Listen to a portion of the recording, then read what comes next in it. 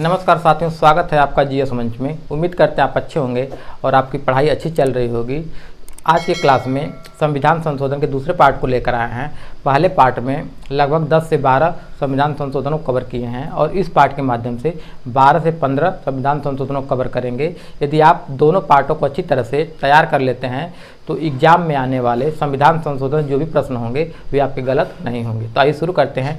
66वां संविधान संशोधन 2002 में पारित किया गया और इसमें मुख्य 3 उपबंध किए गए और तीनों शिक्षा से जुड़े हुए हैं। तो आपसे प्रश्न पूछा जाएगा कि कौन सा संविधान संशोधन है जो शिक्षा से जुड़ा हुआ है, तो 66वां संविधान संशोधन शिक्षा से जुड़ा हुआ संविधान संशोधन है। तो इसमें क्या 3 उपबंध मुख्य किए गए, तो पहला हम देखेंगे। इसमें आर्टिकल 21A को जोड़ा गया और 6 से 14 वर्ष के जो बच्चे हैं उनके लिए निःशुल्क एवं अनिवार्य शिक्षा को मौलिक अधिकार बना दिया गया। जो 6 से 14 वर्ष के बच्चे होंगे उनके लिए अनिवार्य एवं निःशुल्क शिक्षा को मौलिक अधिकार बना दिया गया 21A जोड़कर। दूसरा उपबंध आर्टिकल 45 में किया गया। इसमें यह कहा गया कि जो 6 से कम उम्र के बच्चे होंगे उनके पालन पोषण और शिक्षा का अवसर उपलब्ध कराना राज्य का दायित्व होगा। इसमें राज्य के दायित्व को बताया गया कि जो 6 वर्ष से कम उम्र के बच्चे होंगे उनके पालन पोषण और शिक्षा का उपबंध करना राज्य का दायित्व होगा। 51A के तहत आर्टिकल 51A के तहत क्या उपबंध किया गया, इसके तहत 11वां मौलिक कर्तव्य को जोड़ा गया और इसमें यह कहा गया कि जो 6 से 14 वर्ष के बच्चे होंगे उनके अनिवार्य एवं निःशुल्क शिक्षा का दायित्व जो होगा माता पिता और अभिभावक का होगा। जो 6 से 14 वर्ष के बच्चे होंगे उनके लिए निःशुल्क एवं अनिवार्य शिक्षा उपलब्ध कराना माता पिता और अभिभावक का दायित्व होगा। 89 संविधान संशोधन 2003 में पारित हुआ और इसके तहत आर्टिकल 338 क को जोड़ा गया। इसके तहत आर्टिकल 338 क को जोड़ा गया और इसमें राष्ट्रीय अनुसूचित जनजाति आयोग को संवैधानिक दर्जा दिया गया। जो राष्ट्रीय अनुसूचित जनजाति आयोग था उसे संवैधानिक दर्जा 89 संविधान संशोधन 2003 द्वारा दिया गया। 91वां संविधान संशोधन 2003 में पारित हुआ और इसमें कहा गया कि केंद्र में प्रधानमंत्री सहित और राज्य में मुख्यमंत्री सहित जो लोकसभा और विधानसभा के कुल सदस्यों की संख्या है उसका अधिकतम 15% मंत्री बनाए जा सकते हैं। लेकिन जहां पे विधानसभा की जो सीट होगी 40 या 40 से कम होगी वहां पे अधिकतम 12 सदस्यों को मंत्री बनाया जाएगा। 92वां संविधान संशोधन 2003 में किया गया और इसमें बोडो, डोंगरी, मैथिली, संथाली को अनुसूची 8 में जोड़ा गया। इस प्रकार पूरे अनुसूची 8 में भाषाओं की संख्या 22 हो गई है। तो 92वां संविधान संशोधन द्वारा बोडो, डोंगरी, मैथिली, संथाली 4 भाषाओं को जोड़ा गया और अनुसूची 8 में अब भाषाओं की संख्या 22 हो गई है। लेकिन मूल संविधान के 8वीं अनुसूची में भाषाओं की संख्या 14 थी।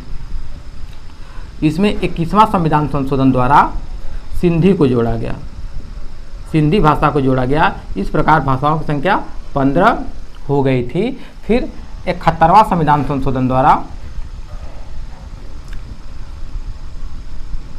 नमक को जोड़ा गया और जब नमक को जोड़ा गया तो भाषाओं की संख्या 18 हो गई। अब आप सोच रहे होंगे, आपके दिमाग में प्रश्न बन रहा होगा कि नमक जोड़ने से भाषाओं की संख्या 18 कैसे हो गई। तो यह नमक एक ट्रिक है। तो न से नेपाली, म से मणिपुरी और क से कोंकणी, ये 3 भाषाओं को जोड़ के अनुसूची 8 में भाषाओं की संख्या 18 कर दी गई। और इसके बाद 52वां संविधान संशोधन द्वारा डोंगरी, बोडो, मैथिली, संथाली को जोड़ के भाषाओं की संख्या 22 कर दी गई। याद करने का एक ट्रिक हो सकता है 21वां संविधान संशोधन और फिर दूसरा 71वां संविधान संशोधन, दोनों को जोड़ देंगे तो 92 आ जाएगा और तीसरा जो संशोधन किया गया 52वां संविधान संशोधन किया गया। अब है 97वां संविधान संशोधन 2011 में पारित हुआ और इसके तहत भाग 9 ख को जोड़ा गया और इसमें सहकारी समितियों का उपबंध किया गया और इसे जो सहकारी समिति है इसे यहाँ पे संवैधानिक दर्जा दिया गया। 97वें संविधान संशोधन द्वारा सहकारी समितियों को संवैधानिक दर्जा दिया गया, भाग 9 ख को जोड़कर। 99वें संविधान संशोधन 2014 में पारित हुआ। इसमें क्या किया गया कि जो सर्वोच्च न्यायालय और उच्च न्यायालय में जो जजों की नियुक्ति की जाती थी वह कोलोजियम प्रणाली के द्वारा की जाती थी, इसे समाप्त कर दिया गया और इसके स्थान पे राष्ट्रीय न्यायिक नियुक्ति आयोग का गठन हुआ, नेशनल जुडिशियल अपॉइंटमेंट कमीशन बना।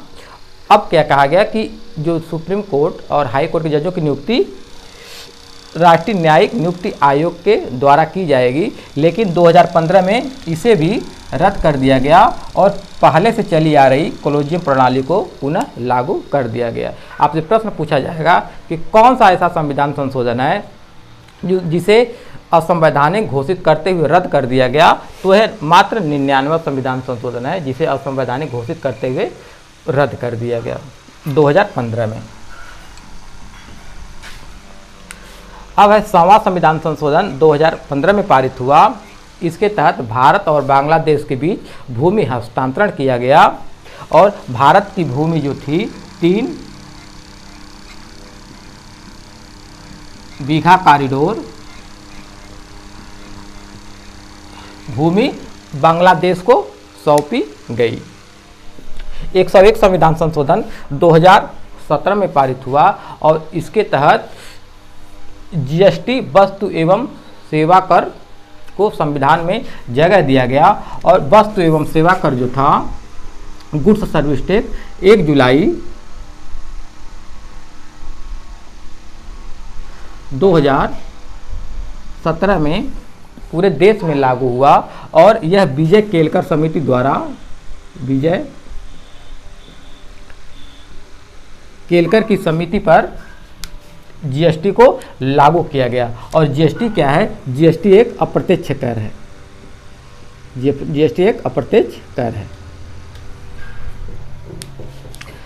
101 संविधान संशोधन 2019 में लागू हुआ। इसके तहत राष्ट्रीय पिछड़ा वर्ग आयोग को संवैधानिक दर्जा दिया गया और आर्टिकल 338 ख को जोड़ा गया। जैसे हम यहाँ पे देखें कि 89 संविधान संशोधन द्वारा 338 क को जोड़ के राष्ट्रीय अनुसूचित जनजाति आयोग को संवैधानिक दर्जा दिया गया। उसी तरह 102 संविधान संशोधन द्वारा राष्ट्रीय पिछड़ा वर्ग आयोग को संवैधानिक दर्जा दिया गया। इसको संवैधानिक दर्जा दिया गया और आर्टिकल 338 ख के तहत। अब 103 संविधान संशोधन 2019 में पारित हुआ। इसमें क्या कहा गया कि जो सामान्य श्रेणी के जो गरीब होंगे, जो पिछड़ेपन होंगे, उसको आधार बना के सामान्य वर्ग के लोगों को 10% आरक्षण दिया जाएगा। आपसे प्रश्न पूछा जाएगा कि इसके पहले जो था यह सामाजिक व शैक्षिक पिछड़ापन, मूल संविधान में सामाजिक और शैक्षिक पिछड़ापन के आधार पर आरक्षण दिया जाता था, लेकिन 103 संविधान संशोधन 2019 द्वारा आर्थिक रूप से पिछड़ेपन को आधार बना के भी आरक्षण की व्यवस्था की गई और जिसके तहत जो सामान्य वर्ग के लोग होंगे, जो गरीब होंगे, उनको 10% आरक्षण दिया जाएगा।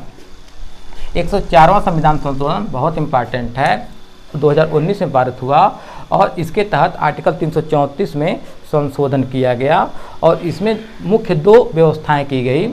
पहला कि एसटी और एससी के लिए जो लोकसभा और विधानसभा में जो आरक्षित सीटें थी, जो समय उसका अवधि था, उसे बढ़ाकर 25 जनवरी 2030 तक कर दिया गया।